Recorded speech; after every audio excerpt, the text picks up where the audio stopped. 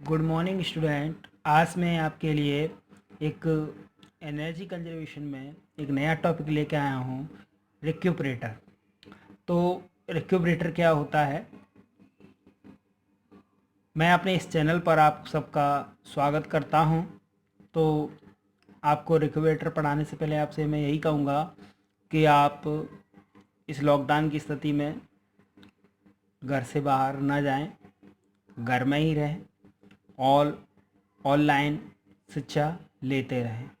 तो मैं रिक्यूपरेटर पढ़ाता हूँ। तो रिक्यूपरेटर होता क्या है, इसका यूज़ क्यों करते हैं? तो देखिए, जो हॉट गैस होती हैं ना, तो वो वेस्ट हो जाती है। तो उसका यूज़ कैसे करते हैं, यानी जो हीटर है, तो हीट को कैसे हम ट्रांसफ़र कर सकते हैं, उसको जो वेस्ट हो रही है उसको हम कैसे बचा सकते हैं, उसका नया उपयोग कैसे कर सकते हैं। तो उसके लिए जो नया उपयोग करते हैं वो रिक्यूपरेटर द्वारा करते हैं। तो इसमें क्या होता है, मैं आपको पढ़ाते भी चलता हूँ। तो डिफरेंट टाइप ऑफ रिक्यूपरेटर, तो रिक्यूपरेटर के बारे में पढ़ते हैं पहले। तो रिक्यूपरेटर में मेटालिक और सेरेमिक की दीवारों के प्री हीटिंग द्वारा चिमनी से निकली गैस और एयर के बीच हीट का विनिमय होता है। यानी हीट का विनिमय करने के लिए हम किसका प्रयोग करते हैं? रिक्यूपरेटर का प्रयोग करते हैं। ये है दो प्रकार की होती है, एक होती है मेटालिक और दूसरी होती है सेरेमिक। मेटालिक मीन्स धात्विक और सेरेमिक मतलब मृतिका शिल्प। ये दो प्रकार की होती है।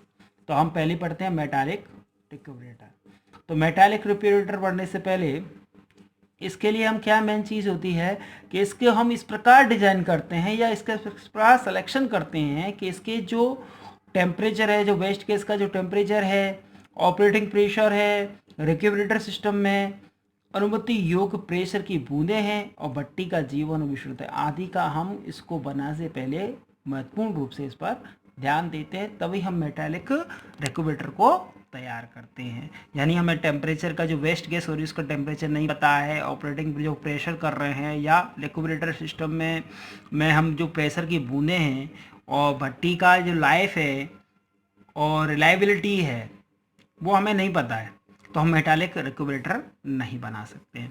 तो मेटालिक रिक्यूपरेटर होता है, ये भी तीन प्रकार का होता है। कौन कौन से? मेटालिक रेडिएशन रिक्यूपरेटर, कन्वेक्टिव या ट्यूब रिक्यूपरेटर, और लास्ट में होता है रेडिएशन कन्वेक्टिव हाइब्रिड रिक्यूपरेटर, विकिरण समनी मिश्र। यानी इन दोनों का जो योग होता है वो ये वाला होता है, हाइब्रिड रिक्यूपरेटर होता है। तो हम सबसे पहले पढ़ेंगे मेटालिक रेडिएशन रिक्यूपरेटर। तो मेटालिक रेडिएशन रिक्यूपरेटर क्या होता है, पढ़िएगा। मेटालिक रेडिएशन रिक्यूपरेटर, आपका इसका डिजाइन किया हुआ डायग्राम दिख रहा होगा। तो इसका हम यूज़ कैसे करते हैं? सबसे पहले तो ये आपके पास जे कोल्ड वाटर जो निकल रहा है, जो जो हॉट गैस है वो यहाँ से हम भेज रहे हैं, और ये जो इसकी जो दीवार है वो इंसुलेशन एंड मेटल कवरिंग से बनी हुई है, ठीक है ना। तो ये इसका पूरा डायग्राम है। यहाँ से हॉट गैस एयर निकल रही है और यहाँ से कोल्ड एयर को हमने पहुँचाया।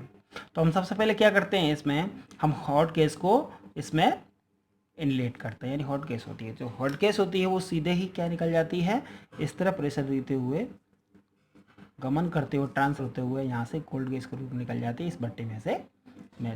जैसे ही हम इसमें कोल्ड एयर को करते हैं तो कोल्ड एयर इसमें क्या होता है, इसके परतों पर इस तरह, इसके परतों पर करती है, वो इस तरह इसका करती है सर्किल के रूप में, सर्किल रूप में करती है और यहाँ से हॉट गैस से बाहर निकल जाती है, ठीक है ना।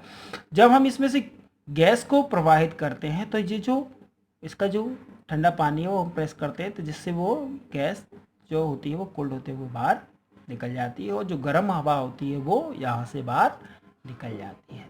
तो ये मेटालिक रेडिएशन रिक्यूपरेटर होता है। तो मैंने इसकी थ्योरी भी लिखी है, इसके हम पढ़ सकते हैं। इसके अंदर धातु की खोखली नलिकाएं होती हैं, राइट, दो नलिकाएं होती हैं और बाहरी आवरण को रोधित कर देते हैं। ऊष्मा स्थानांतरण यानी हीट का जो ट्रांसफर करते हैं क्षेत्र बढ़ाने के लिए आंतरिक आवरण में पंखिकाओं फिन्स को जोड़ते हैं।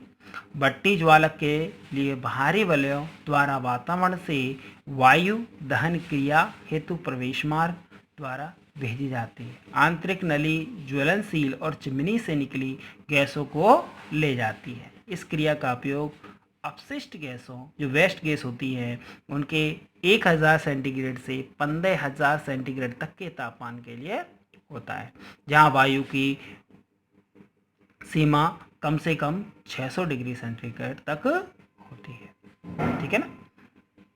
जो इसका जो अपशिष्ट जो वेस्ट गैस होती है उनका टेम्परेचर लगभग 1000 सेंटीग्रेड से 15000 सेंटीग्रेड से तक होना चाहिए। एक बार मैं फिर आपको समझा देता हूँ कि देखो इसमें क्या करते हैं, हम हॉट गैस देते हैं तो हॉट गैस इस भट्टी में से संबंध करते हुए बाहर निकल जाती है। इसके लिए हम क्या करते हैं, इसमें से इसको ठंडी एयर इसमें इनलेट करते हैं। ठंडी एयर करने से जो गैस होती है वो ठंडी होकर आपके कोल्ड के रूप में बाहर निकल आती है। और जो संबंधित रूप में ये जो कोल्ड गैस जा रही है, कोल्ड एयर जा रही है, वो इस तरह संबंध करती है, इस तरह सर्कल के रूप में इसकी परतों पर, और ये मध्य भाग से जाती है। तो जो उसकी जो ठंडी हवा होती है इसके टकराने से क्या होती है, हॉट हो जाती है, जो इधर से बाहर निकल जाती हैं, और जो ठंडी गैस होती है वो यहाँ से बाहर आ जाती है। ठीक है ना, ये मेटालिक रेडिएशन होता है। ओके, इसके बाद आता है आपका दूसरी प्रकार की कन्वेक्टिव, या फिर हम कह सकते हैं इसको ट्यूब टाइप रेक्यूपरेटर। ये क्या होता है, तो देखो इसमें नलिकाएं बनी हुई हैं, आपको दिखाई दे रहा होगा, थोड़ा जूम कर देता हूँ। तो इसकी जो नलिकाएं बनी हुई है 1 2 3, इधर 3 है और उधर भी नलिकाएं बनी हुई हैं।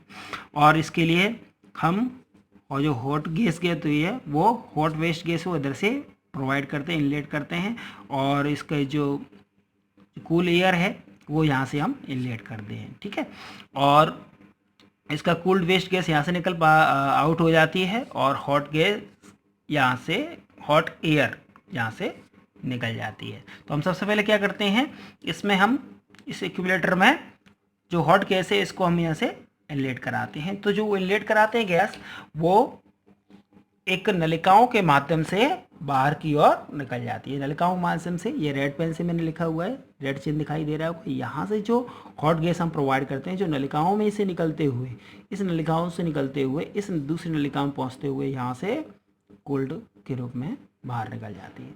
और दूसरी जो हम इसमें कूल एयर करते हैं, तो कूल एयर के जो संवहन होता है इस नलिकाओं पर इस तरह संवहन करता है, इस पर जो इस तरह कार्य करती है, और यहाँ से भी इस तरह कार्य होती है। जो गैस जो ठंडी होती है ना, जो गर्म हो जाती है वो यहाँ से बाहर निकल जाती है। यानी हम इसको क्या करते हैं, जो हॉट गैस है इसको हम किस तरह ट्रांसफर से दूसरी जगह कैसे यूज़ कर सकते हैं, इसके लिए हम इस एक्यूमुलेटर का प्रयोग करते हैं। मैंने इसकी थ्योरी लिखी है, तो जो मैंने कार्य बताया वो सेम टू सेम इसमें है।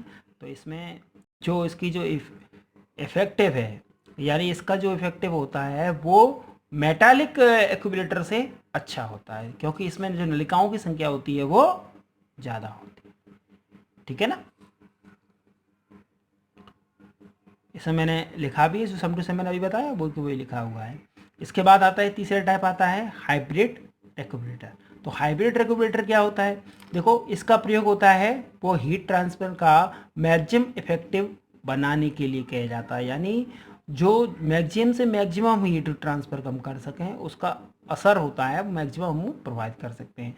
तो जो हाइब्रिड रेक्यूमुलेटर होता है ये दोनों का मिश्रण भाग होता है। किसका, एक तो मेटालिक का और दूसरा कॉन्वेक्टिव, दोनों को मिलाकर हम इसको बनाया जाता है। तो ये इसका स्ट्रक्चर है। ठीक है ना, और ये तो ये इसका रेडिएशन सेक्शन हो गया, और ये इसका कॉन्वेक्टिव सेक्शन हो गया। तो इसमें से हम इसके कूल्ड जो वेस्ट गैस है वो बाहर से इधर से निकल रही है, हॉट गैस यहाँ से इनलेट हो रही है, और कोल्ड एयर यहाँ से हम प्रोवाइड कर रहे हैं, हॉट गैस यहाँ से आउटलेट हो रही है। तो इसकी जो कार्य प्रणाली है वो कैसे होगी, सबसे हम इसमें पहले हॉट गैस को इसमें प्रोवाइड करेंगे, और यहाँ से हम क्या देंगे, कोल्ड गैस देंगे। जो हॉट गैस है वो सीधे संवहन करते हुए कहाँ जा रही है, ऊपर की ओर जा रही है। ठीक है ना, और ये ठंडी हवा लगेगी वो दीवारों पर, इसके जो है दीवारों पर इस तरह संवहन करेगी, इस तरह इसके संवहन करेगी, और इस तरह संवहन करते हुए इस भाग से भी इस तरह संवहन करते हुए इनकी इसको हॉट गैस को कोल्ड करते हुए बाहर निकल जाएगी, वो ठंडी हो जाएगी और जो गैस जो एयर हम दे रहे हैं वो इसको ठंडा कर देगी। ठंडा करने के बाद वो स्वयं गर्म हो जाएगी, वो गर्म होकर वो इधर से आउटलेट हो जाएगी, गर्म होते हुए इस तरह बाहर कोल्ड से हॉट हो गए और हॉट हो गई तो यहाँ से बाहर निकल जाएगी। तो इस तरह हम रेक्यूबरेटर यूज़ करते हैं। तो रेक्यूबरेटर को आप अच्छे से पढ़िए और इस चैनल को लाइक सब्सक्राइब कीजिए। मैंने आपके लिए एक नई वीडियो बनाई है और कमेंट में अपना नाम और ब्रांच का नाम अवश्य लिखें। धन्यवाद।